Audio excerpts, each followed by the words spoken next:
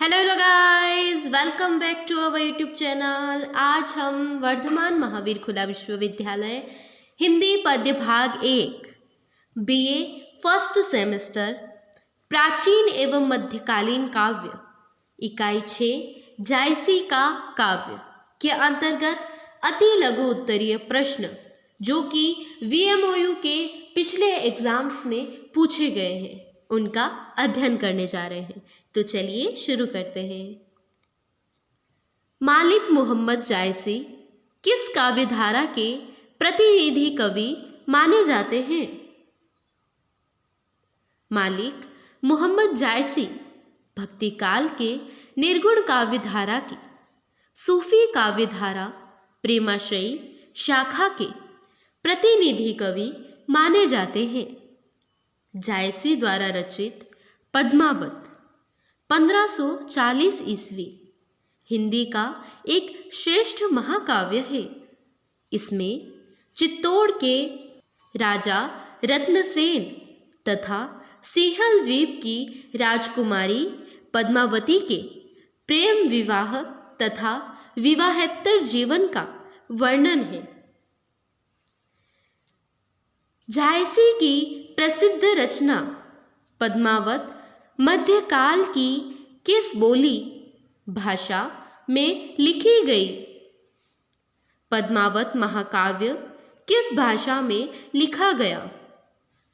सूफी काव्यधारा प्रेमाश्रयी शाखा के प्रतिनिधि कवि मलिक मोहम्मद जायसी द्वारा रचित पद्मावत हिंदी का एक श्रेष्ठ महाकाव्य है। इसमें चित्तौड़ के राजा रत्नसेन तथा सिंहल द्वीप की राजकुमारी पद्मावती के प्रेम विवाह तथा विवाहेतर जीवन का वर्णन है। पद्मावत ठेठ अवधी भाषा में रचित महाकाव्य है। फारसी की मनस्वी शैली में रचित पद्मावत में कड़क व बद्ध पद्धति दोहा चौपाई 7 चौपाई के बाद एक दोहे का क्रम उसका प्रयोग हुआ है। बढ़ते हैं अगले क्वेश्चन की ओर। जायसी रचित किन्हीं 2 रचनाओं के नाम लिखिए। मलिक मोहम्मद जायसी सूफी काव्यधारा प्रेमाश्रयी शाखा के प्रतिनिधि कवि हैं। इनके द्वारा रचित प्रमुख ग्रंथ निम्न है। 1 अखरावट दर्शन ग्रंथ है जिसमें फारसी वर्णमाला के एक एक अक्षर को लेकर सृष्टि उत्पत्ति सिद्धांत संबंधी चौपाई कही गई है। 2 आखिरी कलाम कुरान पर आधारित प्रलय से संबंध कलाम है। 3 कहरनामा आध्यात्मिक विवाह के साथ कहार जाति से संबंधित है। 4 मसलानामा ईश्वर भक्ति व प्रेम निवेदन है। 5 चित्ररेखा। बढ़ते हैं अगले क्वेश्चन की ओर।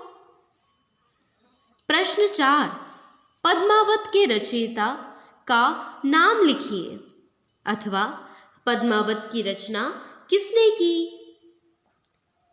सूफी काव्यधारा प्रेमाश्रयी शाखा के प्रतिनिधि कवि मलिक मोहम्मद जायसी द्वारा रचित पद्मावत हिंदी का एक श्रेष्ठ महाकाव्य है।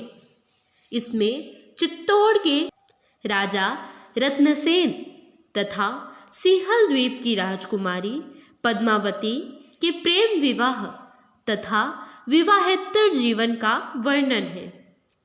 पद्मावत ठेठ अवधी भाषा में रचित महाकाव्य है।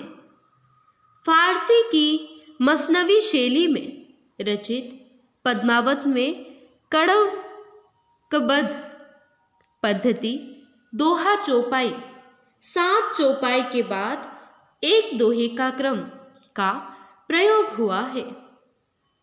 बढ़ते हैं अगले क्वेश्चन की ओर। पद्मावत खंड काव्य है अथवा महाकाव्य? लिखिए। प्रबंध काव्य के दो भेद होते हैं, खंड काव्य और महाकाव्य। काव्य के खंड काव्य, काव्य के एक देश एक अंश का अनुसरण करने वाला खंड काव्य होता है। इसमें वस्तु वर्णन, भाव एवं चरित्र का चित्रण किया जाता है। इसमें कथा विस्तृत नहीं होती है। महाकाव्य, महाकाव्य की कथा विस्तृत और पूर्ण जीवन गाथा होती है। यह 8 से अधिक सर्गों में संगठित होता है।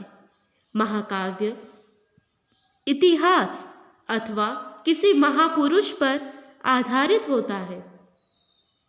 पद्मावत 57 सर्गों में संगठित है तथा इसका कथानक इतिहास आधारित चित्तौड़ के राजा रत्नसेन पर है। इसमें श्रृंगार रस की प्रधानता है, अतः पद्मावत एक महाकाव्य है। काव्य, प्रबंध काव्य, मुक्तक काव्य। प्रबंध काव्य में आते हैं महाकाव्य, खंड काव्य।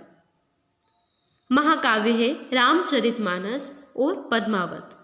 खंड काव्य पंचवटी, गुप्त जी। मुक्तक काव्य में आते हैं सूरसागर, बिहारी सतसई। बढ़ते हैं अगले क्वेश्चन की ओर।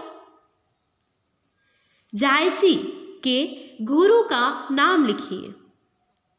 जायसी के व्यक्तित्व, जन्म तिथि, मृत्यु तिथि आदि को लेकर मतैक्य का अभाव है। जायसी की गुरु परंपरा को लेकर भी विद्वान एक मत नहीं है। जायसी कवि का धर्म स्थान, निवास स्थान और गुरु स्थान काल्पी है। शेष बुरहान उनके गुरु हैं तथा सैयद अशरफ जहांगीर चिश्ती इनके आध्यात्मिक गुरु हैं। बढ़ते हैं अगले क्वेश्चन की ओर। जायसी की किस रचना में एक एक अक्षर में आध्यात्मिक चेतना को निरूपित किया गया है?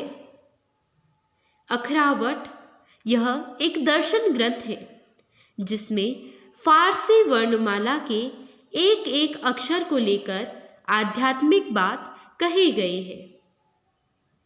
सिंहल द्वीप का वर्णन किस सूफी कवि ने किया? सिंहल द्वीप का वर्णन मलिक मोहम्मद जायसी ने पद्मावत में किया।